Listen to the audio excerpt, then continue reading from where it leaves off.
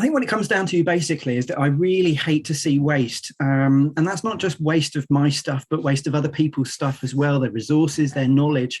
And it frustrates me how organizations have useful knowledge passing under their noses every day in the form of experience that they have of running projects. And that doesn't get used effectively, mostly because organizations don't know how to make effective use of it.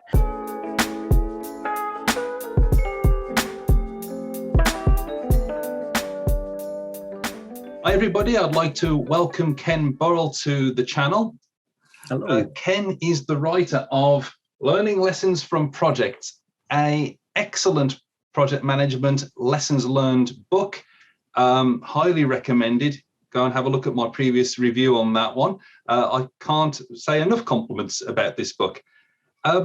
Ken, you operate as Pragmatic PMO. Could you tell me a little bit about yourself and what Pragmatic PMO does? Besides writing books? Okay, so originally I'm a chemical engineer by training, but I've been in the world of projects since the early 2000s and PMO since about 2008. I've been operating as an independent contractor since 2011 as Pragmatic PMO Limited. So what I do as Pragmatic PMO, I help organizations to improve the way that they change. Sometimes that's by helping program directors to get their arms around the strategic change programs that they're running, by setting up and running frameworks to help them answer questions about their projects, the big questions like what are we delivering, with who and when, how are we doing, and is it still worth it? And sometimes I provide executives with the insights that they need to make decisions about those strategic change programs. Sometimes I help project teams learn from their experiences to deliver their future projects better. So yeah, that's what Pragmatic PMO is all about. So what inspired you to write about lessons learned? I think what it comes down to basically is that I really hate to see waste. And that's not just waste of my stuff, but waste of other people's stuff as well, their resources, their knowledge. And it frustrates me how organizations have useful knowledge passing under their noses every day in the form of experience that they have of running projects. And that doesn't get used effectively, mostly because organizations don't know how to make effective use of it. So I wrote my book, Learning Lessons from Projects, as a way to try and address that, to help people understand how that process works and why it goes wrong, and also to give people practical suggestions on how they can improve it to do things better. I've seen organizations collecting lessons, and on a few occasions I've even seen them collating them. What does your book suggest or recommend to improve on this process? Well, the book looks at the different stages of the process, and it suggests things that you can do at each stage to improve things. There's too much to go into here, but I'll give you a couple of examples. So when capturing lessons, it's important to always give a recommendation that can be actioned. Otherwise, you're just capturing a lesson. You're not really learning from it. The actual learning comes when the knowledge is implemented and something's changed in future. And then in storing the lessons, that storage needs to be effective. So it needs to be properly indexed, properly maintained, so that it's up to date and so that people can find stuff easily. And when it comes to actually using the lessons, I suggest that what you need to do is surface them regularly. So by promoting the repository where they're stored, or by referring to some of the lessons through little blog posts or presentations, or by making talking head videos. Yeah. So basically, what I'm proposing, what I'm recommending in the book is that when a project is run or started, that the project organization asks itself the question: have we done anything like this before? What did we learn from it last time? And what can the past teach us about the future? So it's about tuning processes, raising risks, that kind of thing. Okay, yeah.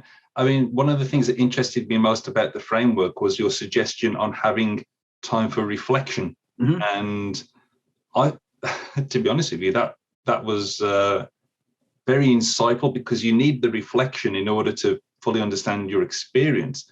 Yep. But it's really hard for anyone, especially in a busy environment, to justify having time for reflection and thinking.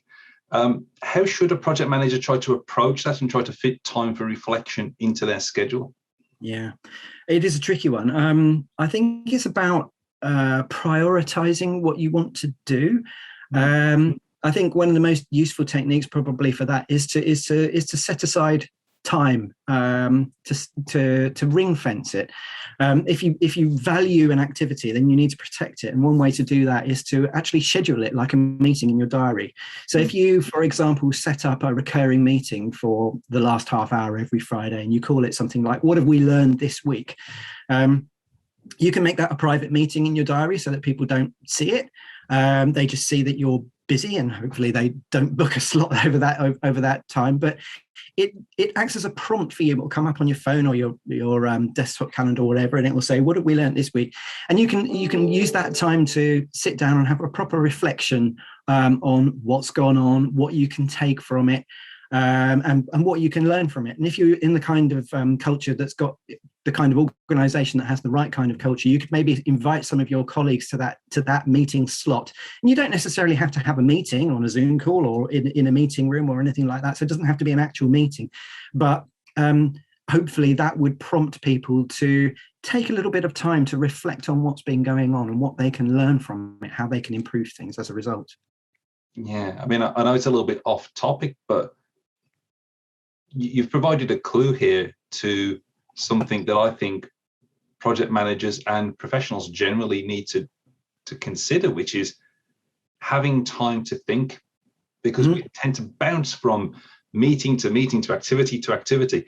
And as you say, if you consciously plan in some thinking time, I mean, people are saying to do this with mindfulness now and, having some meditation during the day, but to actually have time to think about what you're doing rather than just reacting to whatever stimuli is in front of you. I think that's very powerful. Well, it's a similar kind of thing, I guess. If you want to do something, and it's really important to you, then you need to protect that activity. So whether it's exercise or getting some fresh air at lunchtime or whatever it is, if you want to, if something's important to you, and you want to do that activity, then you need to treat it with the same importance that you would other things by scheduling it as an event. What kind of resistance can be expected when trying to implement these changes, this approach to lessons learned, and how can that resistance be overcome? Well, I think in an organization that has the kind of culture that doesn't value this kind of work, you might get told that it isn't real work to reflect on your experience, or to as a team look over what's happened and what you can learn from it. And then instead of doing that kind of thing, you should be doing some real work, like delivering something. And of course, delivery is important, but it's also important to look at how you've been doing things and tune things to make it better. So I think one approach of to respond to that is to having reviewed some of the lessons learned that are hopefully already in the repository or organization, you might be able to quote back some facts and figures that have, in terms of the cost of issues from previous projects. So if you know that a previous project has had something that went wrong that cost X much money, you can say, well, what I'm doing here is reviewing the lessons of the past so that I can hopefully avoid making a mistake like Project X did that cost Y £1 million. I think it's a realization that learning lessons is kind of a long game, and it depends on people seeing the value of investing for the future. So it's making investments now that will reap benefits later. Yeah. I mean, I think one of the obstacles that I've seen elsewhere has been the leaders who pay lip service to lessons learned. They know it's there, but they think it's not an optional nice to have. They know in their hearts that it's important and it has value, but they feel like it's a less urgent thing to be dealt with. I think can be put back. That's the thing, isn't it? As I said a moment ago, it's a longer term thing, really. It's it's an activity where you invest now for future benefits. So I guess it can be hard to see the value sometimes, but in the same way that saving money is important, it's an important thing to do. You still put aside money for your pension, don't you? Yes. So it's important to invest for the future.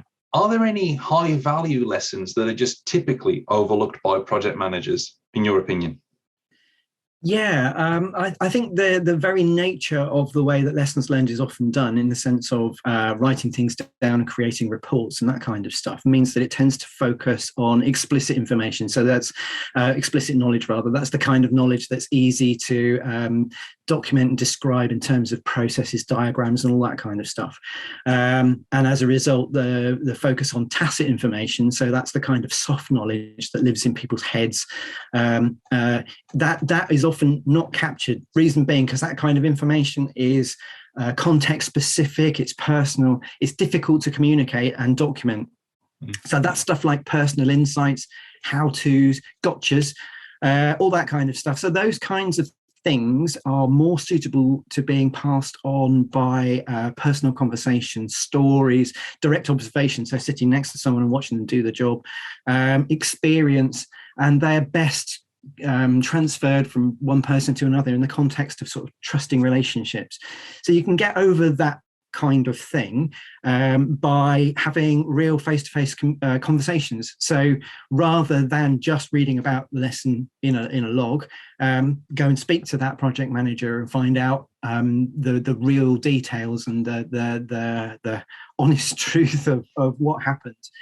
It's much richer than reading about it in a repository, or by interviewing people like you're doing now, or by making a video. So it's much easier to impart the information in that way. Also, things like little tips and tricks. So a project manager might have some little things that they do that help things to work more smoothly, or some little tips for stakeholder engagement, that kind of stuff. And they tend not to share those, either because they themselves undervalue them. So they think, oh, it's just a tiny little thing that I do that probably wouldn't be useful to anybody else, but it probably would.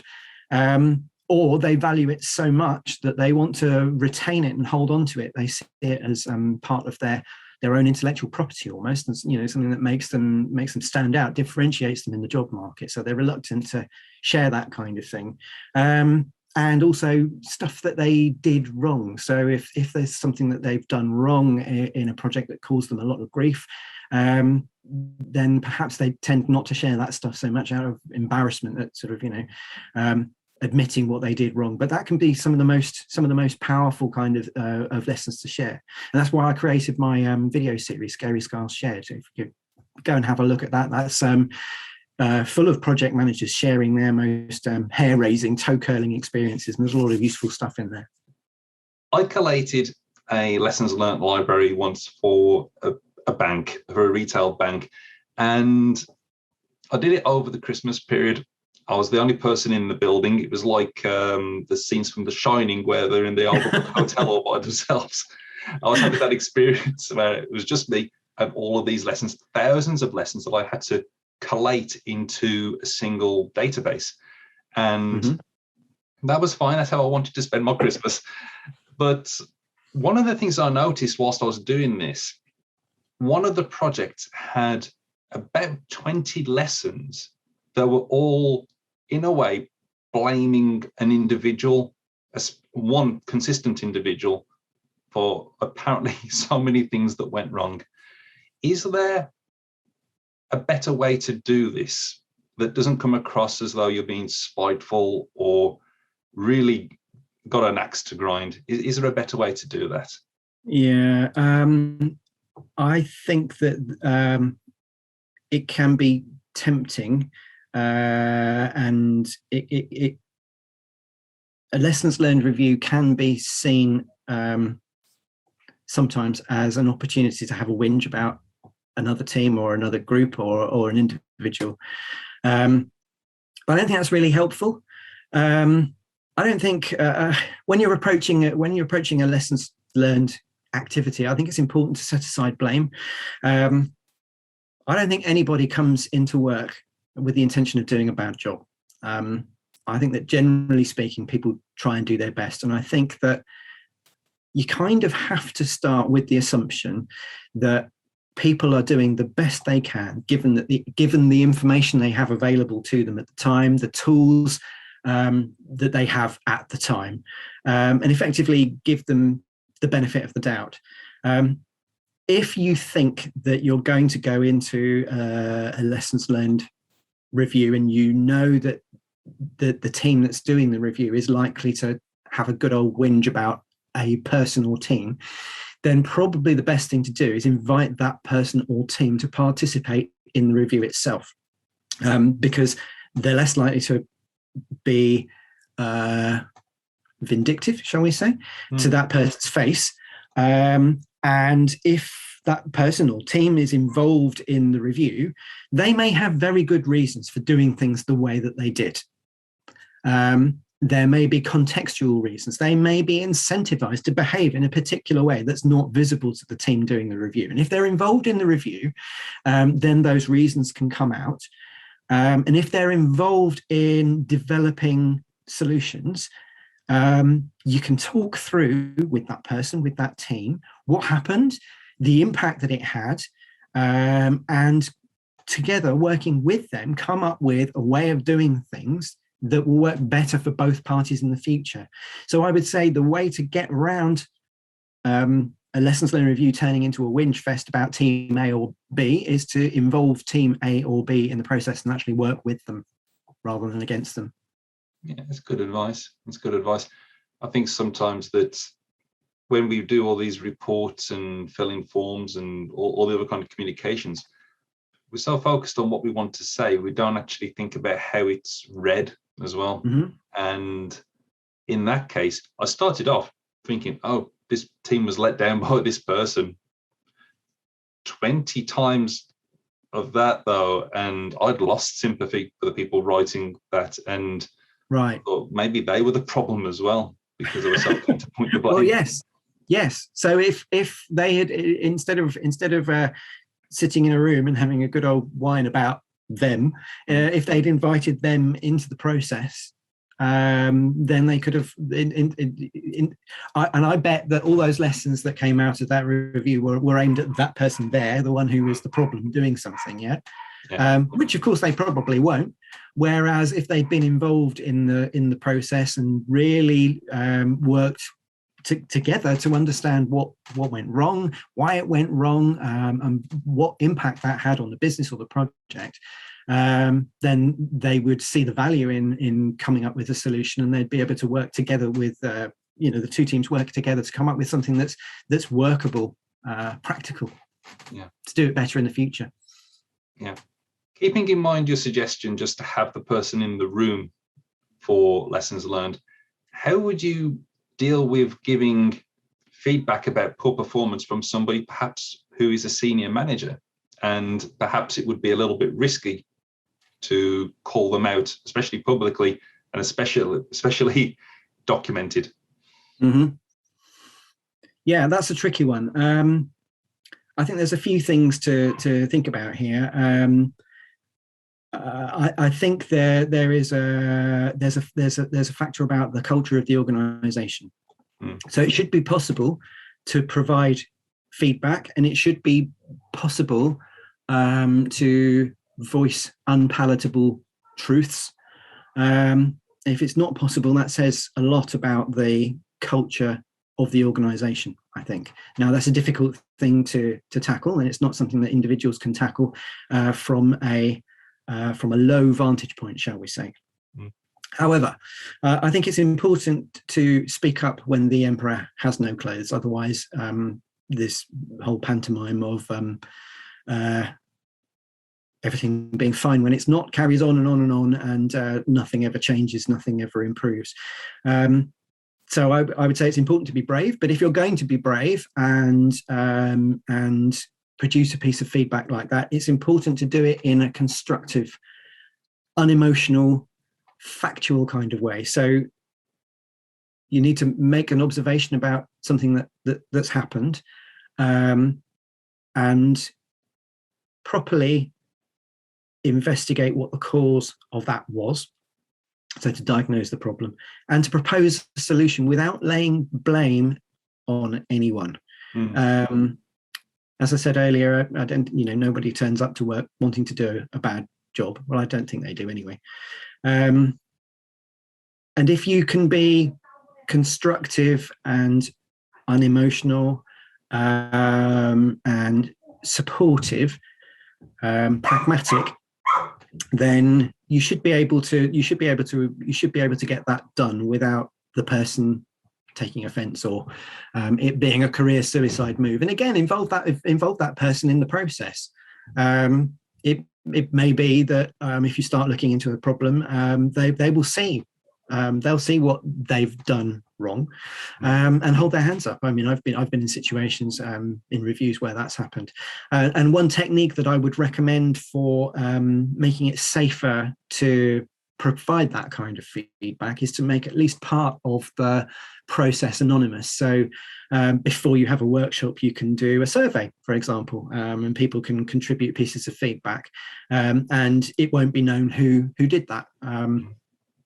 In the situation that we have at the moment, where a lot of people are working remotely, you can use interactive whiteboards to collect viewpoints, and you can do that in an anonymous fashion. So you can have a whiteboard, people can be posting on the whiteboard, and it's better than being there in person, because someone can put a sticky up on a virtual whiteboard and no one knows who put it there, but there it is in front of everyone in black and white, or white and pink. So there's that kind of approach. What else?